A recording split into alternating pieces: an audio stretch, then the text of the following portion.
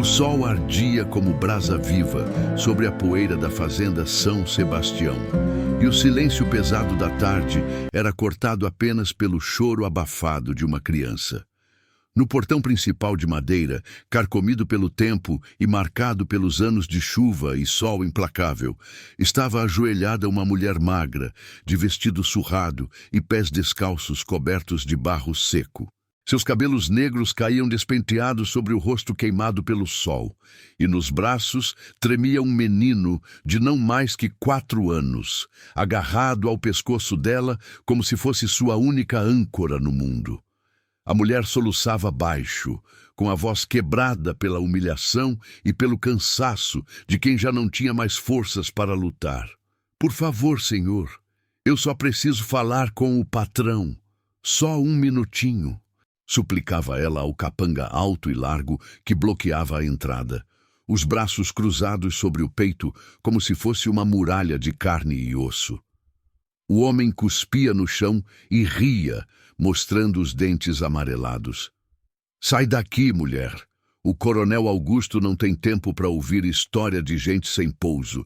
Já mandaram você embora uma vez e você volta? Que desaforo!" De dentro da casa grande, através das janelas de treliça, o próprio coronel Augusto observava a cena com o semblante impassível. Era um homem de 40 e poucos anos, alto, de ombros largos e mãos calejadas pelo trabalho duro de uma vida inteira tocando gado e administrando terras que se estendiam até onde a vista alcançava. Viúvo há 3 anos, desde que a febre levara sua esposa Mariana, Augusto carregava no peito uma solidão que nem o poder, nem o dinheiro, nem as centenas de cabeças de gado conseguiam preencher. Mas carregava também uma cicatriz invisível, a culpa de ter sido sempre duro demais, desconfiado demais, severo demais com quem batia à sua porta pedindo ajuda. Ao lado dele, apoiada na janela com uma postura elegante e calculada, estava Lúcia Monteiro, a mulher que havia conquistado o coração do coronel, ou ao menos o que ele achava ser seu coração. Lúcia era linda, não havia como negar. Cabelos castanhos ondulados, vestido de tecido fino vindo da capital, e um sorriso que prometia tudo, mas escondia uma frieza cortante como lâmina de navalha. Ela havia chegado à região havia 8 meses, apresentada por comerciantes da cidade, e em pouco tempo conseguiu envolver Augusto em promessas de companhia, de reconstruir a família, de trazer ordem e beleza àquela vida de viúvo solitário. "Que cena patética!" murmurou Lúcia, virando o rosto com desdém ao ver a mulher ajoelhada no portão. "Essa gente não tem vergonha, Augusto.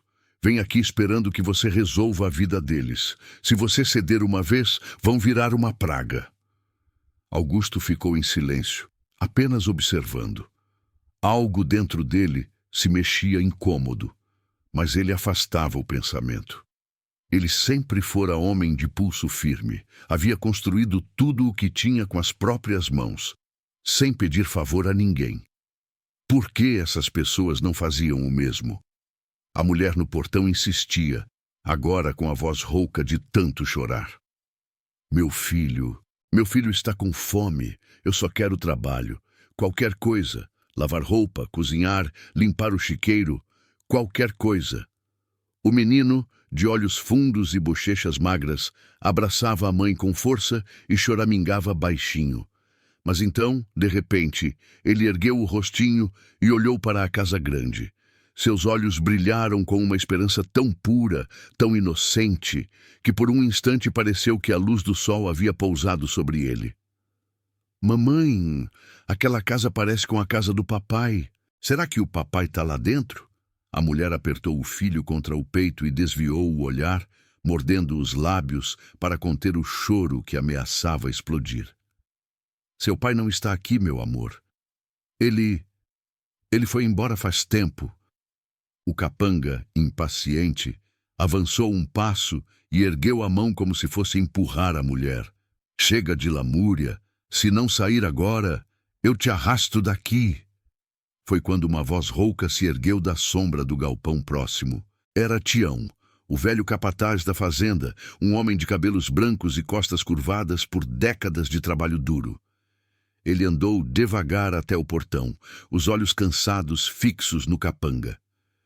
Deixa a mulher em paz, Juvenal. Não precisa disso. Juvenal bufou, mas recuou. Tião tinha o respeito de todos na fazenda, mesmo sendo apenas um trabalhador.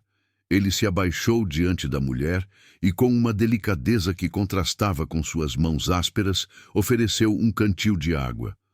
Toma, moça. Bebe um pouco e vai embora devagar. Não adianta insistir. O patrão não vai mudar de ideia hoje. A mulher bebeu com avidez, depois deu de beber ao menino. Suas lágrimas escorriam silenciosas enquanto ela sussurrava um "obrigada", tão cheio de dor que parecia rasgar o ar. Lá dentro, Lúcia estreitou os olhos ao ver Tião ajudando a desconhecida. Ela virou-se para Augusto e tocou seu braço com fingida preocupação. Você viu? Esse velho está ficando mole, dando água, dando conversa. Logo eles vão achar que podem acampar aqui na sua porta. Você precisa botar ordem, Augusto.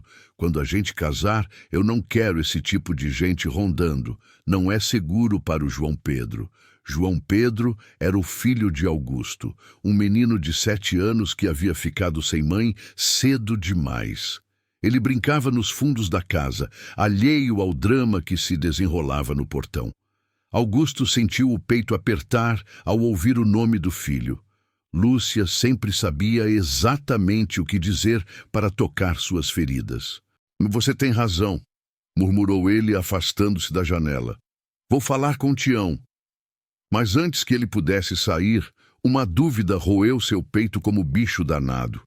Ele conhecia Lúcia há 8 meses, e em todo esse tempo ela havia sido perfeita. Educada, elegante, carinhosa com João Pedro, respeitosa com ele, mas ultimamente pequenos detalhes começavam a incomodá-lo. A forma como ela tratava os empregados, sempre com um tom de superioridade. A maneira como desviava de qualquer conversa sobre seu passado. E principalmente o modo como seus olhos mudavam quando achava que ninguém estava olhando. Frios, calculistas, vazios de qualquer calor humano. Augusto era homem de instinto.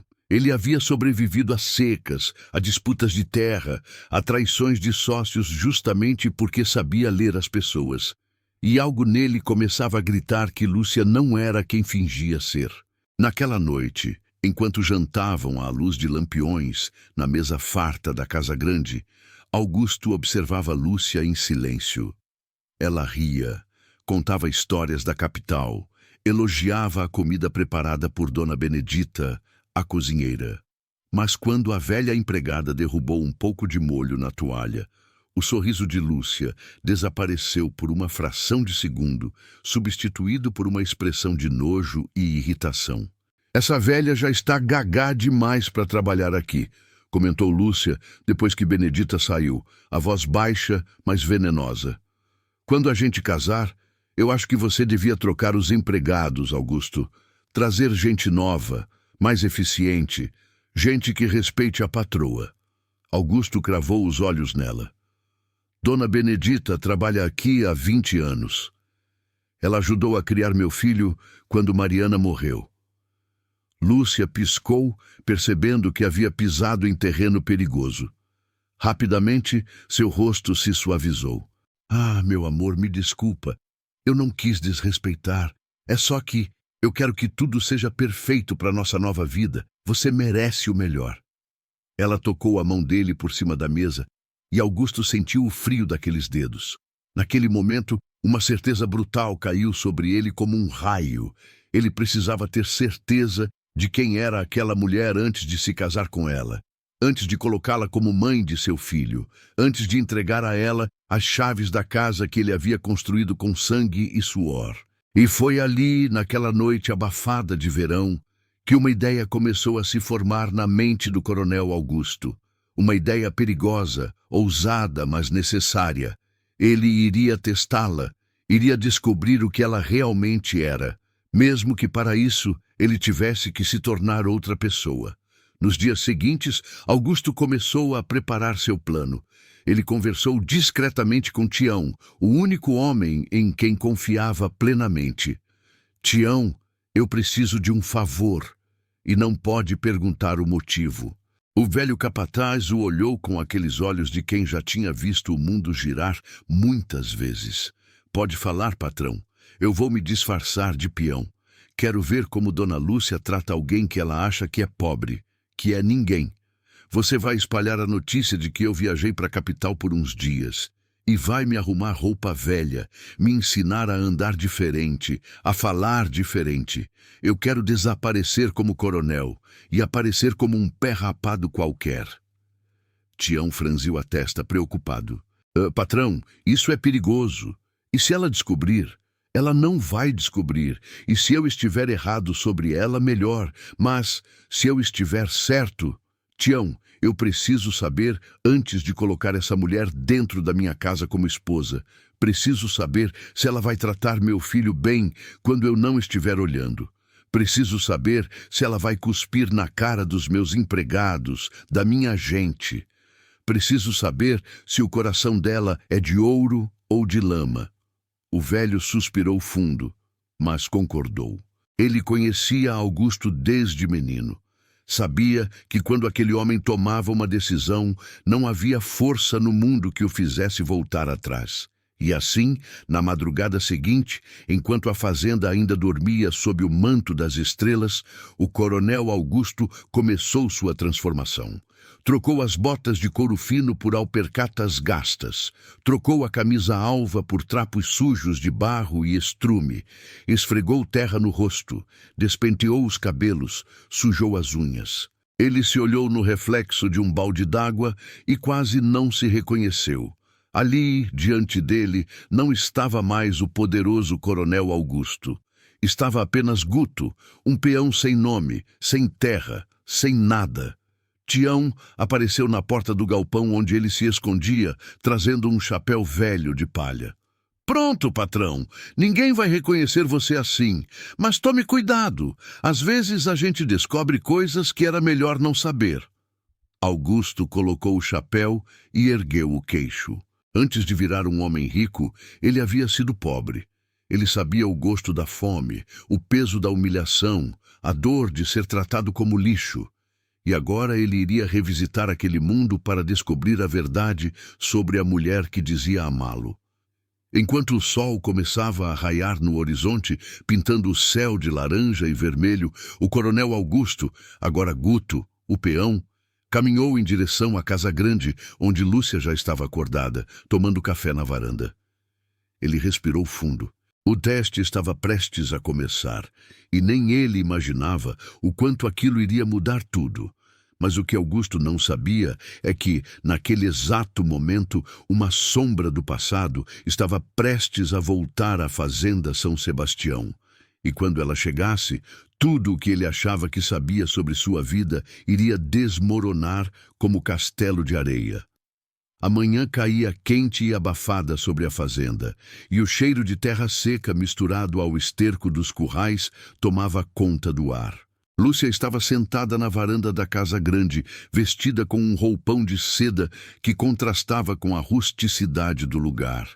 Ela bebia café devagar, os olhos fixos no nada, como se aquele lugar fosse apenas uma estação temporária em sua vida. Algo que ela tolerava até conseguir o que realmente queria. Foi quando ela viu a figura se aproximar. Um homem sujo, cambaleando levemente, com roupas rasgadas e cheiro de estrume que chegava antes dele. Era Guto, o peão. Mas para Lúcia era apenas mais um miserável. Augusto se aproximou devagar, fingindo timidez, os olhos baixos. Ele sabia que precisava parecer fraco, insignificante, precisava ser invisível para ela. Quando chegou perto da varanda, ele tirou o chapéu e curvou-se levemente. Bom dia, senhora. Eu estava passando e vi que tinha gente aqui. Será que a senhora poderia me dar um copo d'água? Faz 2 dias que eu não bebo direito. Lúcia ergueu os olhos devagar, e a expressão que surgiu em seu rosto foi de puro desdém. Ela o olhou de cima a baixo, como quem olha para um inseto nojento. Água, repetiu ela, a voz carregada de desprezo. E por que eu daria água para você? Tem um rio ali embaixo. Vai beber lá. Augusto sentiu o peito apertar, mas manteve a postura submissa. É que... o rio tá seco, senhora. Essa seca tá matando tudo. Lúcia soltou uma risada curta, sem humor. E o que eu tenho a ver com isso? Você acha que eu sou banco de caridade? Sai daqui antes que eu chame alguém para te enxotar. Ela fez menção de se levantar, mas Augusto deu um passo à frente, ainda em seu papel. Por favor, senhora, eu posso trabalhar. Qualquer coisa. Limpar curral, carregar saco, o que a senhora quiser. Só preciso de um prato de comida e um canto para dormir. Os olhos de Lúcia se estreitaram. Ela se levantou devagar e, pela primeira vez, Augusto viu a verdadeira face dela.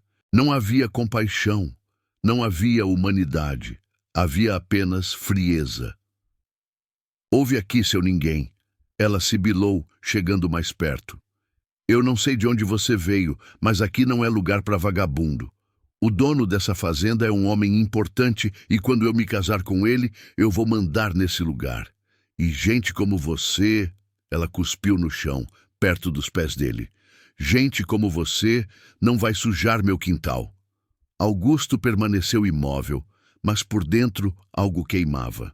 Ele nunca, em toda a sua vida, havia sentido tanta raiva contida. Não era a humilhação em si. Ele já havia sido pobre, já havia sido tratado mal. Mas era a certeza de que aquela mulher, que fingia ser doce e gentil diante dele, era, na verdade, um monstro. Foi quando Dona Benedita apareceu na porta da cozinha, carregando um cesto de roupas. A velha cozinheira viu a cena e seu coração apertou. Ela conhecia a miséria. Ela havia sido pobre a vida inteira. Dona Lúcia, com licença, mas eu posso dar um pouco de água para o moço.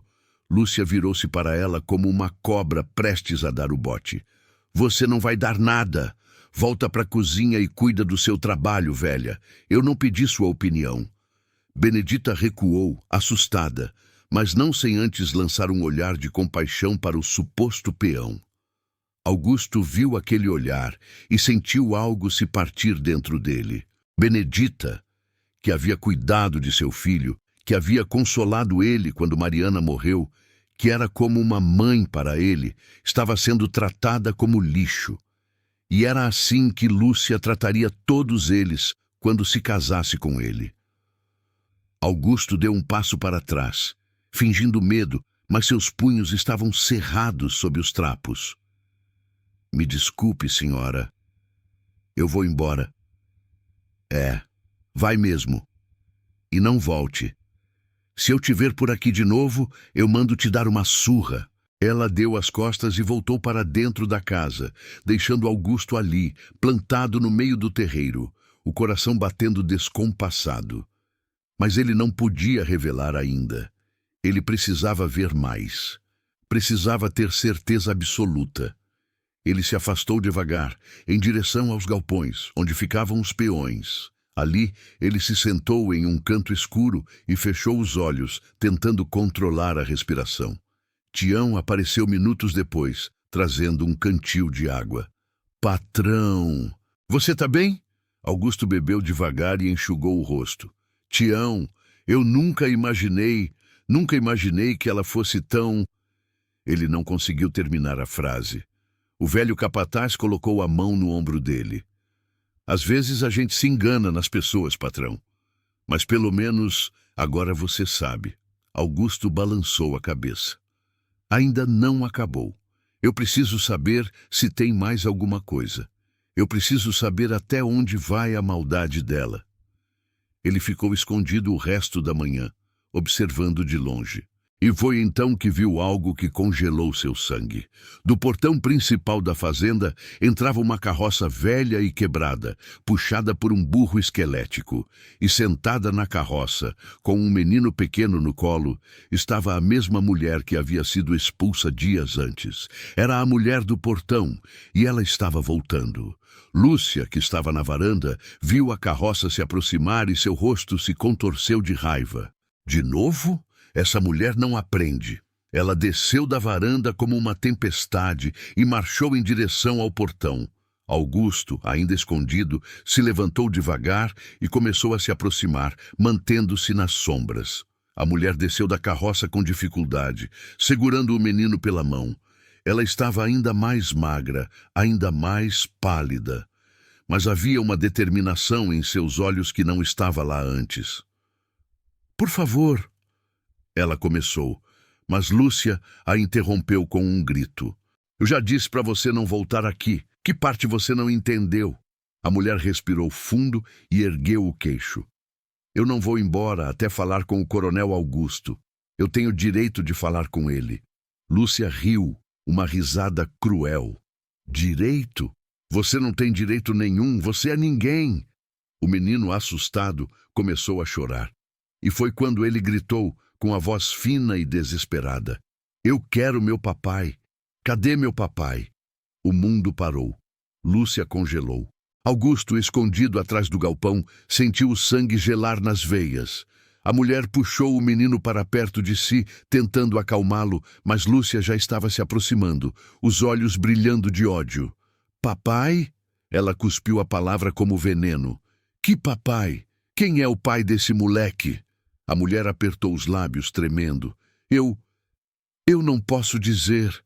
Lúcia agarrou o braço dela com força, as unhas cravando na pele.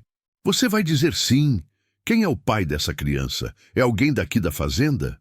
Foi algum peão que te usou e te largou?" A mulher tentou se soltar, mas Lúcia era forte. E então, em um momento de desespero, a mulher gritou: Eu não sei quem é o pai. Ele me abandonou antes do menino nascer. Tá satisfeita?" Lúcia a empurrou com violência, fazendo com que ela caísse de joelhos no chão de terra. O menino correu para ela, abraçando-a e chorando. "Mentirosa!" Lúcia cuspiu no chão ao lado dela. "Você veio aqui inventar história para arrancar dinheiro do coronel, não foi? Achou que ia se aproveitar da bondade dele? Pois pode esquecer. Enquanto eu tiver voz aqui, você não vai pôr os pés nessa fazenda." Ela virou-se para os capangas que haviam se aproximado. "Peguem essa mulher e esse moleque e joguem para fora. E se ela voltar, podem dar uma lição nela." Augusto viu tudo. Viu a mulher sendo arrastada, viu o menino chorando, viu a crueldade de Lúcia em sua forma mais pura. E algo dentro dele se quebrou. Mas ainda não era hora de agir, porque ele ouviu algo mais. Lúcia estava falando baixo com um dos capangas, mas ele conseguiu escutar. "E quando eu me casar com o coronel, você vai ter um bom cargo aqui, Juvenal. Pode deixar. O velho Tião vai ser o primeiro a ser mandado embora. E aquela cozinheira inútil também. Eu vou trazer gente nova. Gente que me respeite. E se o coronel reclamar, bem, acidentes acontecem, não é?" O capanga riu baixo. "E o menino, o filho dele?" Lúcia olhou para a casa onde João Pedro brincava. "O menino vai para um colégio interno, longe. Eu não quero criança atrapalhando minha vida." Augusto sentiu o mundo desabar. Não era só crueldade, era um plano. Lúcia estava planejando destruir tudo. Sua família, seus empregados fiéis, sua vida. E ele, cego pelo luto e pela solidão, quase havia entregado tudo nas mãos dela. Ele recuou devagar, voltou para o galpão e ali, na penumbra, ele tirou os trapos sujos e começou a se limpar. Tião estava ao lado, em silêncio. "Acabou, Tião", disse Augusto, a voz rouca. "Eu vi tudo. Eu sei quem ela é." "E agora, patrão?" Augusto ergueu os olhos, e neles havia uma determinação de ferro. "Agora eu vou fazer justiça. Mas o que Augusto não sabia é que a mulher expulsa do portão carregava um segredo. Um segredo que, quando revelado, iria explodir tudo como dinamite. E o menino que gritava, "Papai!" Aquele menino não estava procurando qualquer homem. Ele estava procurando Augusto. A tarde caía pesada sobre a fazenda São Sebastião, e o céu tinha aquela cor alaranjada que anuncia tempestade. Augusto estava vestido novamente como o coronel, botas limpas, camisa branca, chapéu de couro. Mas seu peito ardia como brasa viva. Ele mandou chamar Lúcia para a sala principal da casa grande, onde os lampiões já estavam acesos. Quando ela entrou, sorrindo, ainda fingindo ser a mulher doce e delicada, Augusto estava de costas, olhando pela janela. "Meu amor, você voltou. Pensei que ia ficar mais tempo na capital." Ela começou, mas ele a interrompeu com uma voz fria como gelo.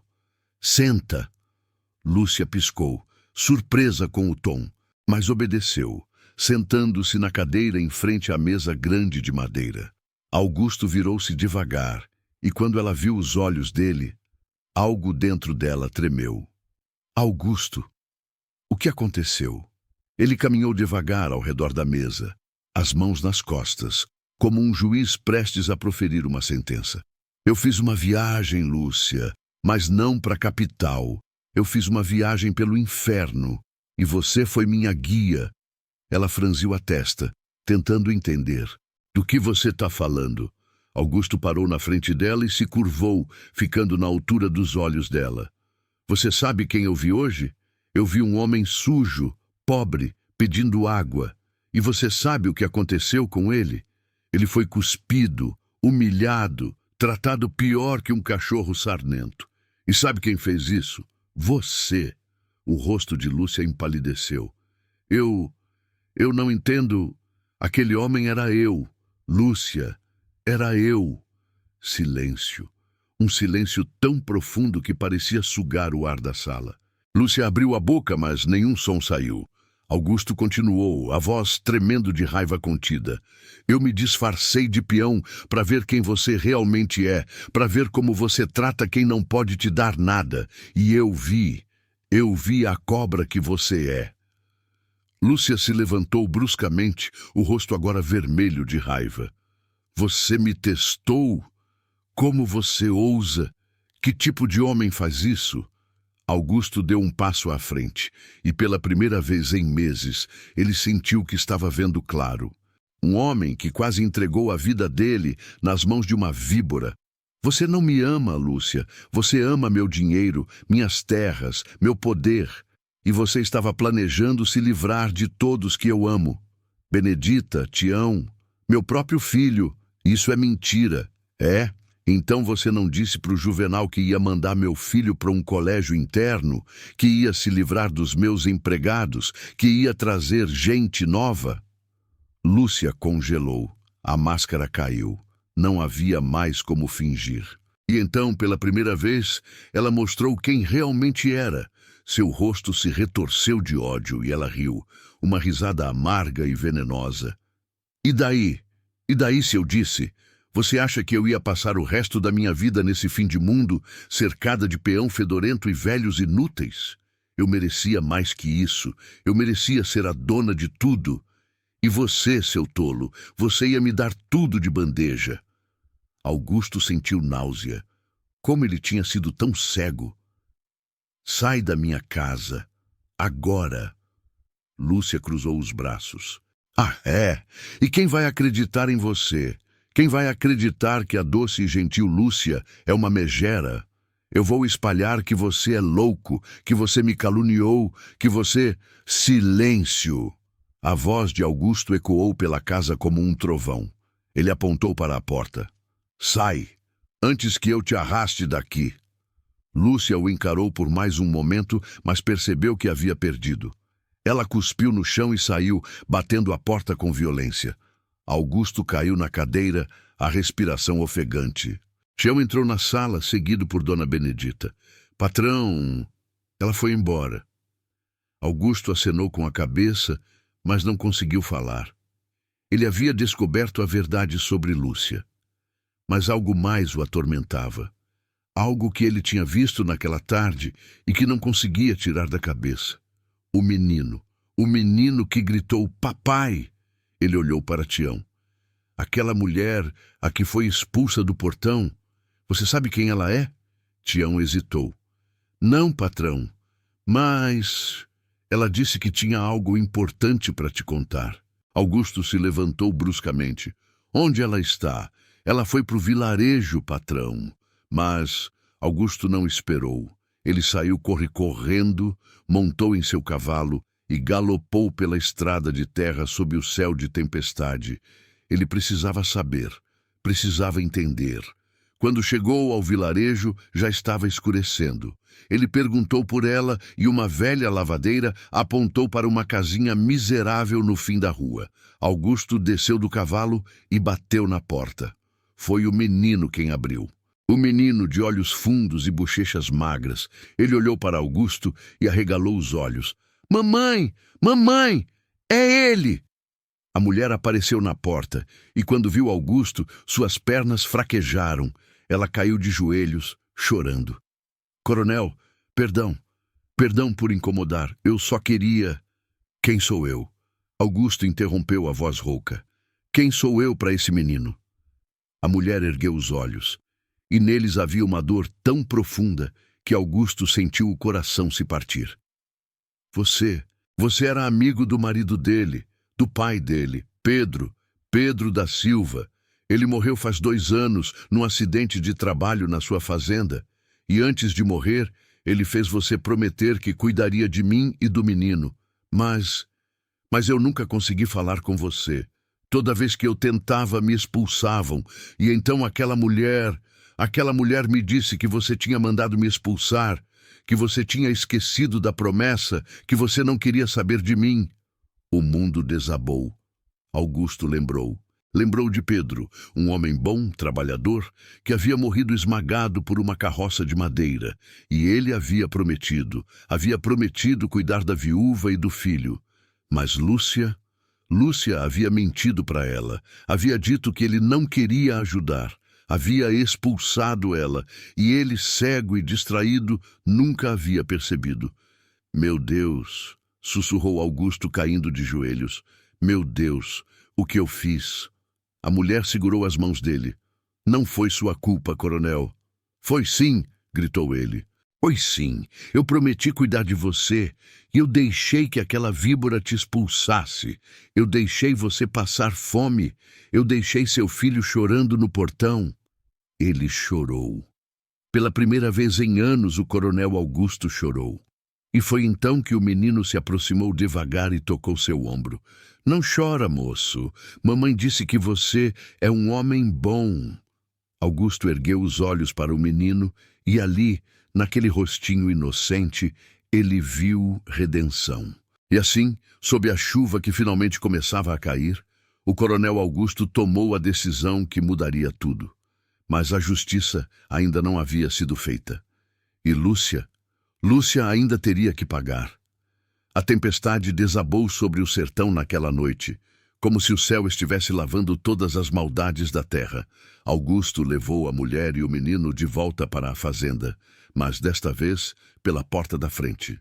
Ele mandou preparar o melhor quarto de hóspedes, mandou Benedita fazer um banquete e pessoalmente serviu comida ao menino, que comeu com uma fome que partia o coração.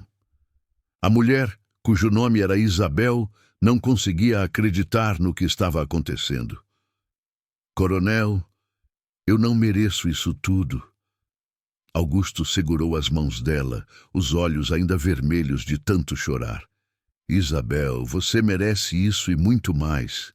Eu falhei com você. Falhei com seu marido. Mas eu juro pelo túmulo de Mariana que eu vou consertar isso. E ele cumpriu. Nos dias seguintes, Augusto deu a Isabel uma casa na fazenda, um trabalho digno como administradora da cozinha e matriculou o menino, que se chamava Miguel, na melhor escola da região. Ele tratava Miguel como um sobrinho e João Pedro, seu filho, ganhou um irmão de coração. Quanto a Lúcia, a notícia de sua verdadeira natureza se espalhou como fogo pelo sertão. Ninguém mais quis saber dela. Ela tentou se casar com outros fazendeiros, mas todos já sabiam quem ela era. Acabou voltando para a capital, sozinha e desprezada, carregando apenas a própria amargura. Mas a maior mudança aconteceu no coração de Augusto. Ele nunca mais julgou ninguém pela aparência. Ele abriu as portas da fazenda para quem precisasse, deu trabalho aos desempregados, comida aos famintos. E toda vez que alguém batia no portão, ele mesmo ia atender. Tião, o velho capataz, sorria sempre que via o patrão conversando com os peões, tratando todos com respeito. O senhor mudou, patrão.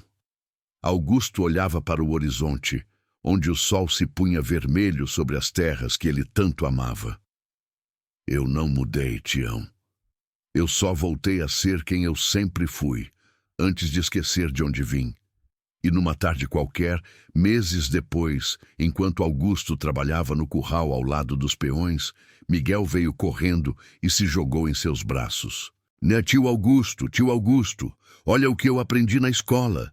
Augusto ergueu o menino no ar, rindo, e ali, naquele momento simples, ele sentiu uma felicidade que nunca tinha sentido com Lúcia, porque aquilo era real, aquilo era verdade. E quando a noite caiu e as estrelas brilharam sobre o sertão, Augusto se ajoelhou ao lado da cama de João Pedro e agradeceu. Agradeceu por ter descoberto a verdade. Agradeceu por ter se livrado da cobra. E agradeceu por ter tido a chance de consertar seus erros. Porque no fim, não importava quantas terras ele tinha, quantas cabeças de gado, quanto dinheiro, o que importava era a honra, era a bondade, era o amor verdadeiro. E aquilo ninguém poderia comprar. Aquilo era mais precioso que todo o ouro do mundo. Histórias como essa nos lembram que a verdadeira riqueza está no coração, não no bolso. Se você faz parte da nossa família de Contos do Sertão, inscreva-se e toque o sino. E me conte nos comentários. Você já foi julgado pela aparência e provou seu valor? Sua história pode inspirar o próximo vídeo.